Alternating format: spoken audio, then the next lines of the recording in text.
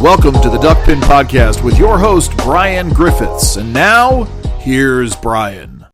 As we approach the 2022 election, we are seeing more and more candidates each day file for office, and some of those offices include the Maryland General Assembly. One of the candidates for the Maryland House of Delegates joins us on this week's episode of the Duckpin Podcast, and that's Doug Rathell. Doug, thanks for joining us this week. Thank you. Thanks for having me. Doug is running in what is currently District 30A. We'll talk a little bit more about that in a second. But Doug, first and foremost, tell folks a little bit about who you are and why you decided to run for the House of Delegates. Of course.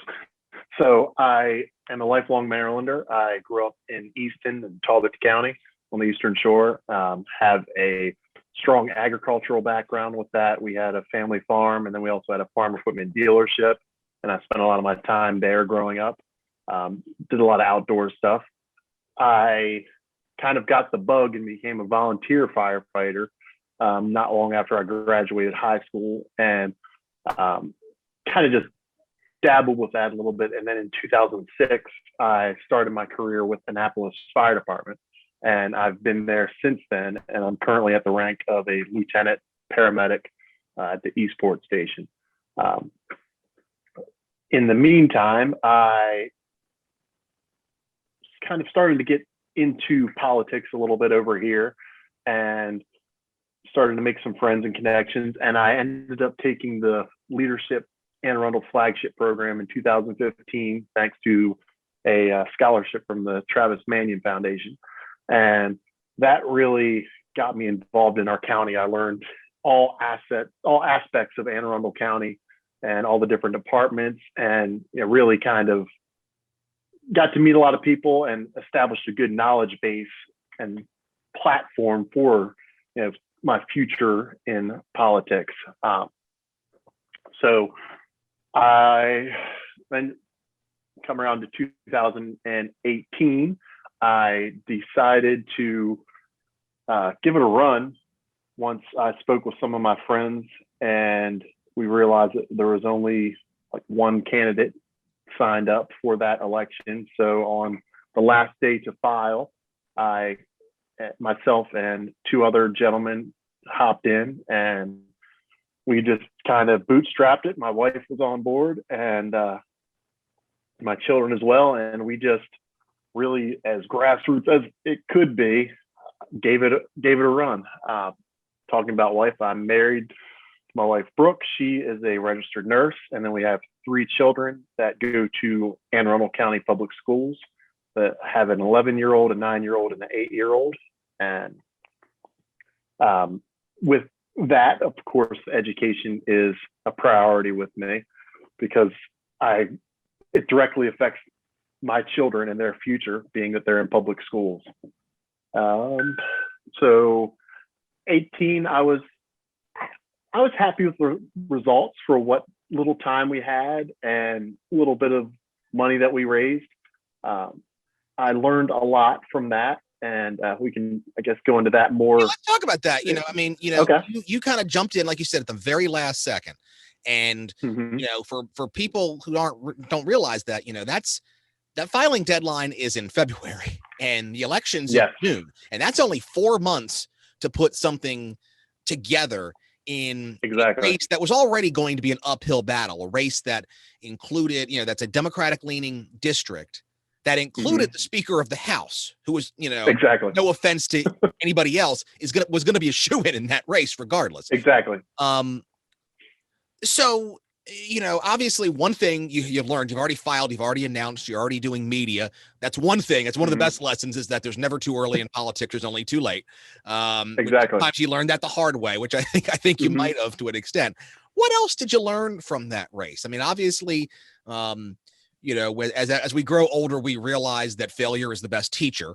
So what are some of those things that you learned that you're working to improve upon as you make a second run for the House? Yeah. So one of the biggest things I learned is that there's never enough time, especially with that only having the 4 months to go. We were just at it all day and all night.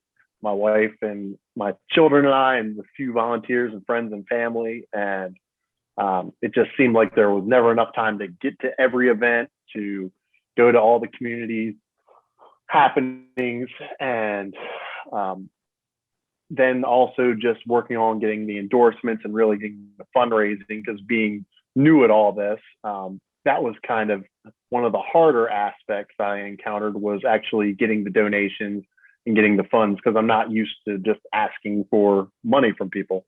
So that was definitely one of the harder things. So I've been working on improving that this go round. That way I can have a little bit better presence.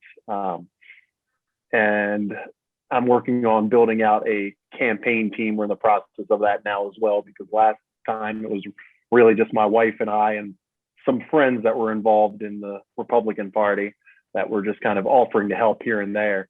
So I'm really trying to get a nice solid foundation this go around. That's why I started early like this. And with, as you said, one of the seats was held by the speaker, and that was going to be a shoe-in.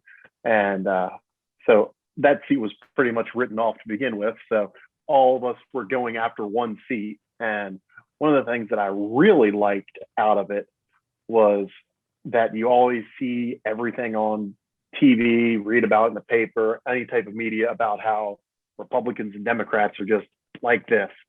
But at the events and at the few little debates that we had in community forums, we were all friends. I made friends with many of the people on the Democratic side and still text and talk to them now, which would be unheard of, you would think, with the way everything is read.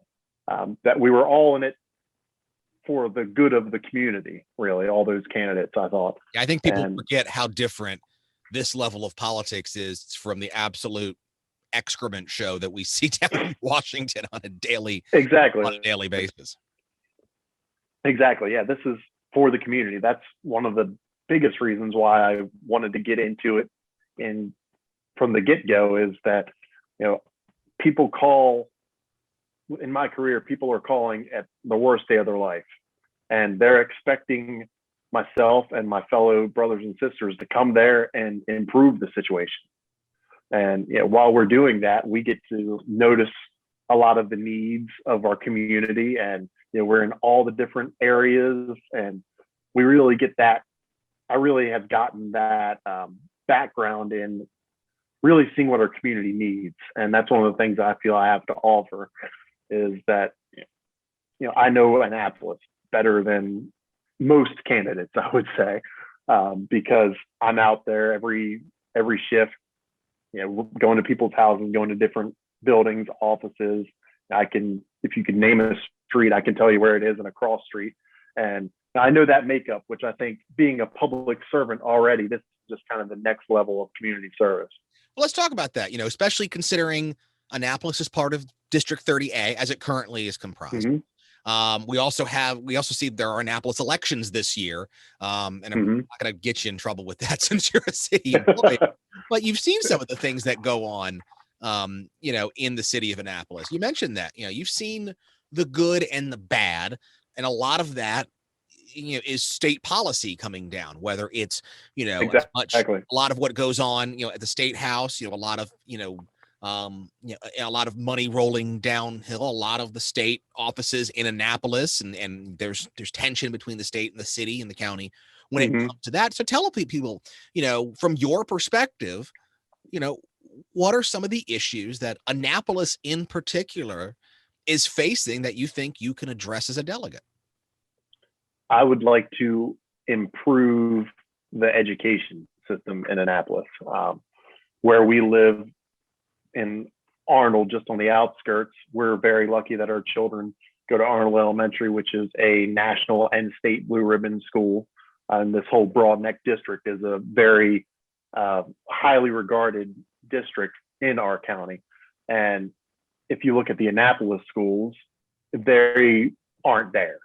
There's a few here and there, but they aren't at the same level, which to me, being in the same county, I just don't see how that's not achievable when we have the same superintendent, the same board of education. We can all work together, I feel like, and maybe work on securing some funding or looking into different training or something just to kind of rehab our educational system, because these are going to be the next leaders of our country. And especially now with COVID and the hybrid education and all of that stuff, it's really set the children back to an extent. Our kids are lucky that we both work shift work, so we're able to be home with them and really kind of ping pong between 3 different workstations all day long. But there's other kids that don't have that opportunity, and I've seen a lot of that in Annapolis. So education is a big thing. Then one of the other things that I've really come to notice, which I am very interested in trying to pursue, is a term limit in the elected offices, because like we said, Speaker Busch, not talking bad about him or anything, he did great things for our state, for our county, but with somebody like him holding office for 30, 40 years, there's a very good chance that somebody else with a great idea is being silenced and not having that chance to speak their voice and give out their great opinions. And we're a small enough community that I think there's a very good makeup of different people that are interested or would be interested if they knew they had a better chance to actually get elected into office. And I've seen that just with our state legislation, and then with, of course, all the craziness in DC, is a lot of people just plan on getting in, and then that's their ride until the grave, which I like to see other people get a chance and everything. And I commend the Republican delegation for doing that with Nick and with Kathy, kind of passing the torch on to Mr. Jason Buckle. And I think that's exactly what I want to say. And then also with things I've seen in our district is with COVID, the pandemic has kind of squashed or put the epidemic of opioids on the back burner completely. We don't hear anything about that anymore. Nobody talks about it. It's very, very little news about that, but it still goes on. I still see it very often. And our county under Executive Shue started the Safe Station program where anybody with any opioid addictions could come into any firehouse or police station and seek help. And it was a judgment-free zone. County Mobile Crisis would come into the station and work on the intake and get them placed and get them help through a rehab facility or program. And it's had really good results. I would like to try and see if we could make something like that more of a statewide opportunity for people. I know in some of the rural areas, there may not be a staff at the fire department all the time, but there's a police station or somewhere where we could work something in to make this really happen. Because recently the Anne Arundel County has opened it up to, just almost addictions in general with people that want help. And we've seen a wide variety of people with different issues that they're trying to overcome. And it seems to work. We ourselves learn a lot about the issues when we can sit there and talk to somebody. Excuse me, let me turn my lights back on. Hold on 1 second. Alexa, turn on Office. Okay. Don't mind that little plug for Amazon. So it's nice talking to people when they're not overdosed, when they're seeking for help and trying to, get on the mend, to see what that real struggle is. And it's there still, and it still exists. And I'd like to see us, strengthen that up across the state. Obviously, you mentioned education, and the schools that you're talking about in Annapolis that are struggling, they're the same kind of schools that the Democrats are talking about when it comes to the Kirwan Commission funding and how increased funding is going to improve those schools. There's a lot of evidence that says that's not actually going to work out. So I'll just take I'll just ask you, you kind of come at this from 2 different perspectives. One is a Republican, but also, as you said, somebody who works in the city of Annapolis and going into these schools and seeing what these communities look like.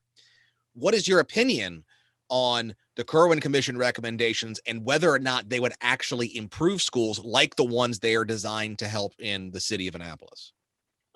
Yeah, I agree. I don't know how effective they would actually be. I think that with one of the big things to improve the schools in the Annapolis area and even throughout the county where they're struggling a little bit, I think would be to just kind of have more community involvement, have more community events at the schools, and really make it a vested interest for the people that live in those areas, and make the kids be proud to go there, and really just kind of incentivize all that.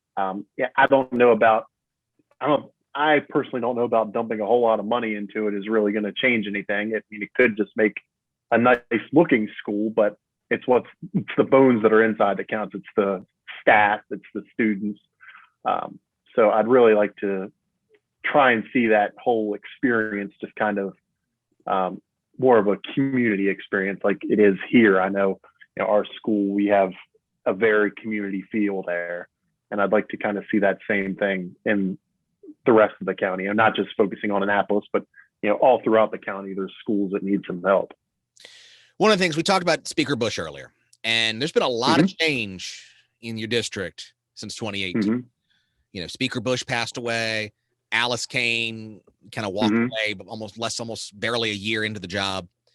A lot more is going to change. We know redistricting is going to change things, and it's going to move those borders in one way or another. And it may be single member districts. Hopefully it'll be single member districts, and that obviously changes the calculus as well. How much, if at all, has redistricting played in your decision to run again? Is it playing into your strategy? And how difficult is it for you as a candidate, somebody who is not an incumbent, to kind of plan out which way you're going to go with this, with your campaign, without knowing exactly what your district is going to look like? So one of the lucky things that I feel with 30A right now is, and this is in no disrespect to the two ladies that are there right now, but they were both appointed. So this is really going to be it's going to be a first election, it's not going to be a re-election. They're really not incumbents. Their names haven't been on the ballots for those spots before. So I feel like we're kind of all having a little bit better chance this go round with those two seats if it stays that way, just because the speaker's not holding one of them, and we're all kind of newer, fresh names so far. I mean, who knows what will happen as that February deadline approaches, but I like that with it. And then as for with the redistricting, I'm focusing on the current district because who knows what's going to happen. There's really no true idea. Of course, there's a lot of people that think it's going to go this way or that way. But I think the single member districts would be more fair and a better representation of that district, where if you have, like 40,000 people to one or whatever representatives versus like that whole 30A, 60-ish thousand voters with the two, those people have two people they can go to talk to, where the other people only have one person they can go to talk to. So it kind of makes that a little bit more fair across the board. And also just for campaigning and really being out on the streets and door knocking and kind of getting through that whole process when it's more of a smaller community versus, the broad cut up zigzag patterns that a lot of the districts are right now. I would expect that something would come out of the redistricting with where I am, and I'm not sure if it would stay with the Annapolis or not. Just geographically, you would think the peninsula would be one thing, and both peninsulas, the Broad Neck and Annapolis, would be kind of their own things. But yeah, I don't know if it'll be a 33 thing, because as I look across my street right now, I'm looking at District 33. My side is 30A, across the street is 33. So it's just how that works. There's no real rhyme or reason to us newer people, on how the districts were cut up like that. Trust me, for all those of us who've been doing this for 20 years, a lot of times there's no rhyme or reason either. Yeah. You know, So a lot of partisan hoopla.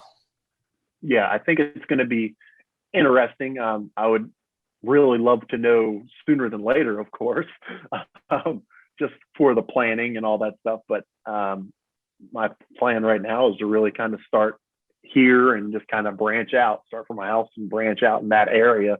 That way I, cover as much as I can. But I mean, by the time it gets all approved and goes through the courts or whatever, if it ends up there, I mean, it could easily be February or something like that for the June election again. So it's gonna be almost at the filing deadline, I think, by the time anything gets approved, which is going to delay the filing deadline. But that's exactly. It's a conversation today.